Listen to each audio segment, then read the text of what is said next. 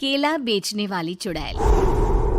एक बार की बात है, जादूपुर नाम के एक गांव में करतब दिखाती एक औरत एक रेड्डी के लिए गांव में आती है। आइए आइए मेहरबान कदरदान, खाइए रोहड़ा के ताजे ताजे केले। कभी खाए नहीं होंगे ऐसे केले, पीले पीले केले खाइए। ये कहकर रोहड़ा हाथों में 4 केले लिए उन्हें सर्कल में जोर जोर से हवा में उछालती हुई करतब दिखाती है, जिसे देखकर आसपास के सारे बच्चे अपने अपने मम्मी पापा से उस औरत के पास जाने की जिद करने लग जाते हैं। पापा, ऐसा तो सर्कस में बॉल से होता है ना, ये आंटी तो केले से कर रही है। चलिए ना पापा, देखते हैं। रोहड़ा एक पतली सी तार पर चलती हुई केलों से करतब दिखाती है। आते जाते सभी लोग बाहर रुककर उसके करतब देखते हैं और वाह वाही करते नहीं थकते। जैसे ही एक आदमी पास आकर उसे पैसे देने लग जाता है, तब वो कहती है, अरे नहीं नहीं साहब, मैं करतब तो बच्चों के मन को बहलाने के लिए करती हूँ। धंधा तो मेरा केले का है। पीछे देखो मेरी रिड्डी, जो भी मेरे केले खाएगा मेरी तरह चुस्त दुरुस्त और तंदुरुस्त हो जाएगा। पता चलता है क्या कि मेरी उम्र 55 की है। अरे पर ऐसे ठंड के मौसम में कोई केला क्यों खाएगा? ये ऐसे वैसे केले नहीं है साहब, ये शरीर में गर्मी देते हैं। ठंड को दूर भगाए जो भी रोहिणा के केले खाए। पापा, अगर मुझे केले नहीं मिले तो मैं घर नहीं जाऊंगी। तभी उसके पापा कहते हैं कि बेटा, केले ठंड में कभी गर्मी नहीं देते। ये सब कहने की बातें हैं, सामान बेचने का तरीका है इनका। पर पिंकी नहीं मानती। मैं केले खाऊंगी। पिंकी की जिद के आगे नत्थू हार जाता है और उसे केले खरीद कर दे देता है। पिंकी खुश होकर केले घर ले आकर खाती है।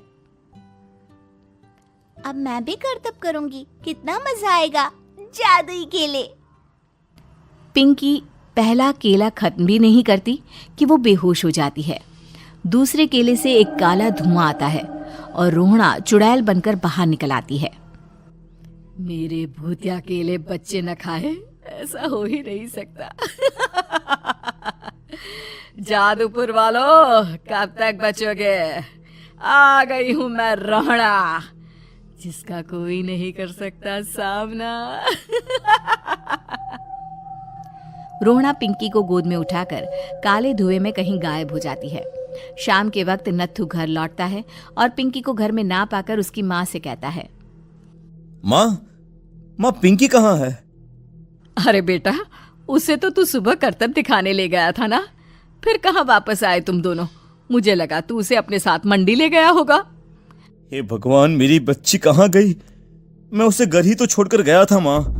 नत्थू गांव के घर कोने में अपनी बेटी को ढूंढता है, पर उसे वो कहीं नहीं मिलती। परेशान होकर आखिर रो रो कर नत्थू हिम्मत हार कर घर लौट आता है। अगली सुबह रोहड़ा फिर से करतब दिखाने आती है और इस बार पिंकी की तरह रोनी केले खरीद लेता है।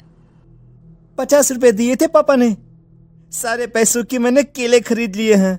अब मैं भी आंटी की तरह ही करतबबाज बन जाऊंगा। यही सोचते हुए रोनी केले खाता है और पहला अकेला केला आधा खत्म भी नहीं करता कि चुड़ैल उसके सामने आ जाती है। मेरे साथ चलने का समय आ गया है रोनी। ये तो बस शुरुआत है। अब इस गांव के सारे बच्चे धीरे धीरे मेरे कब्जे में होंगे, एक बच्चा भी नहीं बचेगा। ये कहकर रोनी को गोद में लेकर काले धुएं में अदृश्य हो जाती है। इसके बाद हर रोज गांव में से कोई ना कोई बच्चा गायब होता, पर ऐसा क्यों हो रहा है किसी को भी समझ में नहीं आ पा रहा था। रोज की तरह अपनी बेटी पिंकी की तलाश में नत्थू गांव के एक तालाब के पास बैठा रो रहा था। कहाँ गई मेरी पिंकी? शकुंतला के जाने के बाद एक वही तो मेरा सहारा थी। अरे उसकी आत्मा कोस रही होगी मुझे कि मैं अपनी बच्ची को संभाल भी नहीं पाया। नत्थू ये कहता हुआ रो ही रहा था कि तभी तालाब में से उसे शकुंतला की आवाज सुनाई देती है। कहाँ थी तुम शकुंतला? हमारी बच्ची और सारे गायब हुए बच्चे रोहड़ा के कब्जे में हैं। वो बच्चों को जो केले देती है उससे बच्चे बेहोश हो जाते हैं और उसके कब्जे में आ जाते हैं और वो उन्हें ले जाकर काली दुनिया में ले जाती है। पर वो ऐसा क्यों कर रही है? ये मैं नहीं जानती, पर उस दुनिया का रास्ता मैं आपको बता सकती हूँ। जहां ये नदी खत्म होती है वहां एक केले का पेड़ है, उसके नीचे एक दरवाजा है, वहीं से रास्ता जाता है उस दुनिया का। ये कहकर शकुंतला की आत्मा गायब हो जाती है। गांव के सभी लोग झुंड बनाकर उसी रास्ते से काली दुनिया में चले जाते हैं और वहां देखते हैं कि सारे बच्चे वहां काम कर रहे थे। पापा मुझे ले चलो यहाँ से। पापा पापा। सभी बच्चे अपने मम्मी पापा से लिपट जाते हैं। तो तुम लोग यहाँ तक आ गए? क्यों हमारे बच्चों को पकड़ लिया तूने? तुझे शिकार ही बनाना है तो ले, हम सब आ गए हैं, हमें खा ले। नहीं, मुझे बच्चे चाहिए, मेरे बच्चे के बदले तुम लोगों के बच्चे। क्या मतलब? मैं इसी गांव में रहने वाली एक औरत थी। केले की चोरी के इल्जाम में मेरे बेटे को गांव वालों ने इतना मारा कि वो मर गया। उसी दिन मैंने ठान लिया कि गांव वालों का भी वही हाल करूंगी। कुछ दिन बाद बेटे के चले जाने के दुख में मैं भी मर गई और मेरी भटकती आत्मा एक चुड़ैल बन गई। और फिर मैंने बदला लिया तुम सबके बच्चे छीनकर। बर्दाश्त नहीं कर पाए ना, सोचो मुझ पर क्या बीती होगी। हमें माफ कर दो रोना, पता नहीं ये किसकी गलती थी पर हम सभी माफी मांगते हैं। हमारी खुशियां लौटा दो, तुम भी तो एक माँ हो। गांव वालों की बात सुनकर रोना का मन पिघल जाता है और वो बच्चों को छोड़ देती है। उसके बाद काली दुनिया बच्चों के लिए जादुई दुनिया बन जाती है। अब कोई भी कभी भी वहां आ जा सकता। गोरखपुर नाम का एक गांव हुआ करता था। उस गांव में ज्यादा लोग नहीं रहते थे। उस गांव में एक गर्भवती विधवा औरत रहती थी। उस औरत का नाम कमला था। कमला अपने घर में अकेली रहती थी। उसके पति की सारी जायदाद उसके नाम हो गई थी, पर सभी गांव वाले उस औरत को मनहूस औरत समझा करते थे और सभी उससे नफरत किया करते थे। एक बार कमला राशन की दुकान पर खाने का सामान खरीदने जाती है। भैया जी, जरा 1 किलो दाल चावल देना। अरे हाय हाय हाय हाय हाय हाय! अरे मनहूस औरत, मेरी दुकान में अपशुगन करवाने आ गई क्या? हैं? चल जा यहाँ से, मैं कुछ नहीं देने वाला हूँ तुझे। भाग भाग यहाँ से, चल जा, निकल। भैया जी ऐसा मत कहिए, मैं गर्भवती हूँ, मुझे खाने की बहुत जरूरत है, मुझे खाना दे दीजिए। दुकानदार कमला को वहां से धक्के मारकर भगा देता है। तभी कमला रोते रोते उस गांव के किन्नरों के इलाके में आ जाती है। गांव वाले किन्नरों को उसी इलाके में रखा करते थे क्योंकि वो लोग किन्नरों को पसंद नहीं करते थे और उनके इलाके में रहने से मना करते थे। तो किन्नरों ने उसी गांव में अपना एक इलाका बना लिया था। जब किन्नर लोग देखते हैं कि एक गर्भवती महिला रोते रोते उनके इलाके में आ गई है तो सारे किन्नर कमला के पास जाकर उसका हाल पूछने लगते हैं।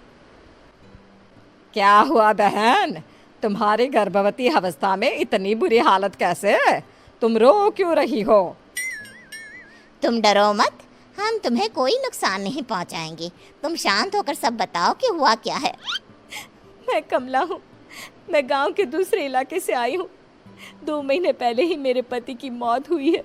मुझे गांव के लोग मनहूस मानते हैं क्योंकि मैं विधवा हूँ और गर्भवती भी। वहाँ के लोग मुझे खाने के लिए कुछ बेचने के लिए भी तैयार नहीं, जिससे मेरा गुजारा नहीं हो रहा था। कोई बात नहीं कमला, हम तुम्हारा ख्याल रखेंगे। किन्नर लोग कमला को एक खाली घर में रहने के लिए जगह दे देते हैं और उसकी देखभाल भी करते हैं।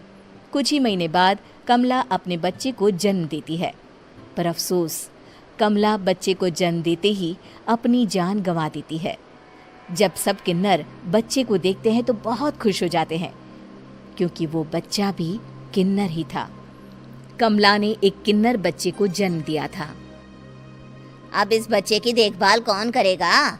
हम तो इस बच्चे को गांव के दूसरे इलाके में भी नहीं भेज सकते।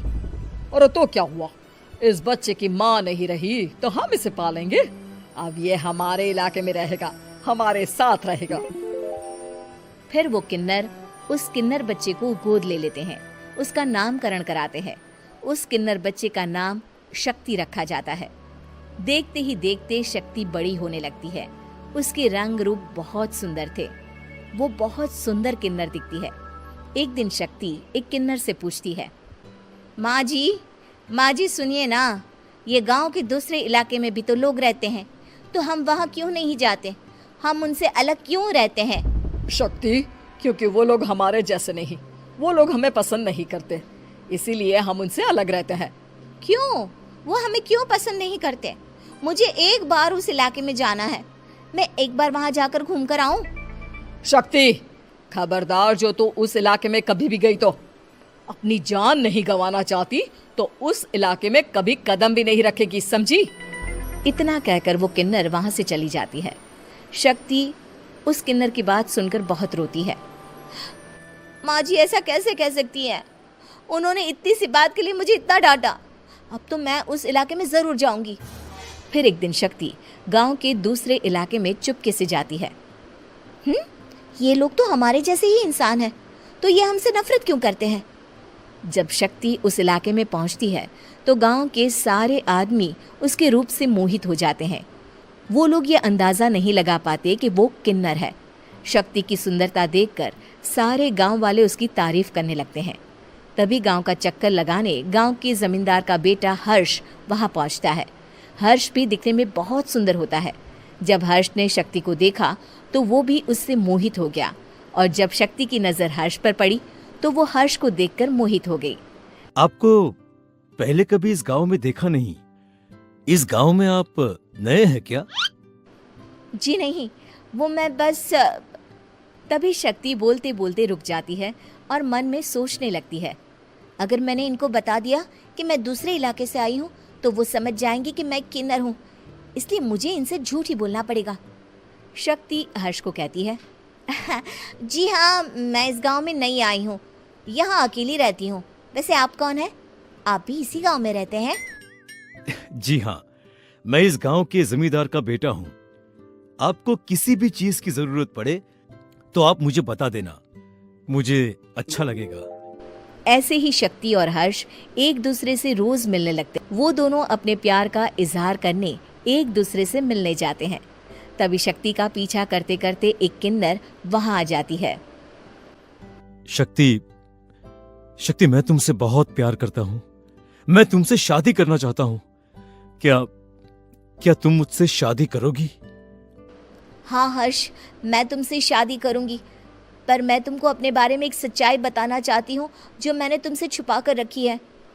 तभी उनके बीच में ही वो किन्नर आ जाती है। शक्ति, तेरी हिम्मत कैसे हुई ऐसा करने की?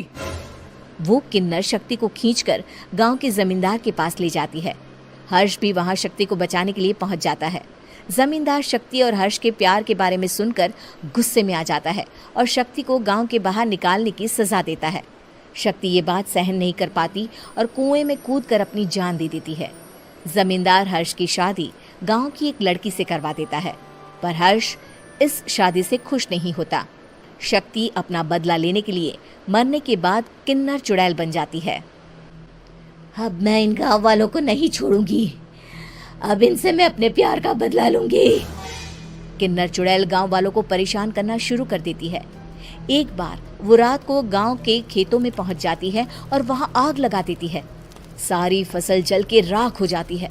जब एक आदमी रात को उठकर देखता है कि खेत में आग लग गई है तो वो वहां पहुंच जाता है। वो देखता है कि खेतों के बीचों बीच एक किन्नर चुड़ैल खड़ी है और वहां खड़े होकर ताली बजा रही है। गांव वाला किन्नर चुड़ैल को देखकर बेहोश हो जाता है।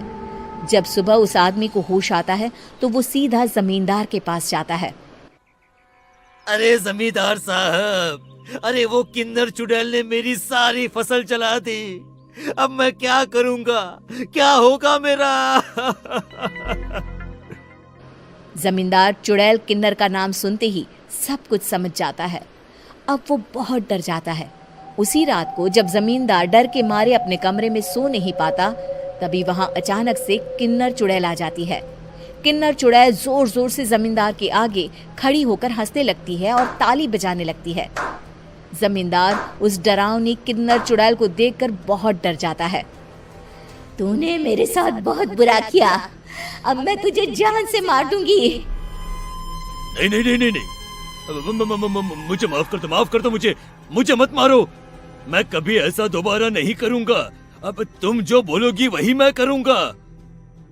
ठीक है, मैं चाहती हूँ कि किन्नर इलाका गांव के इलाके से जुड़े और गांव का कोई भी आदमी किन्नर समाज से द्वेष ना करे, उससे नफरत ना करे, नहीं तो मैं सारे गांव को मार दूंगी।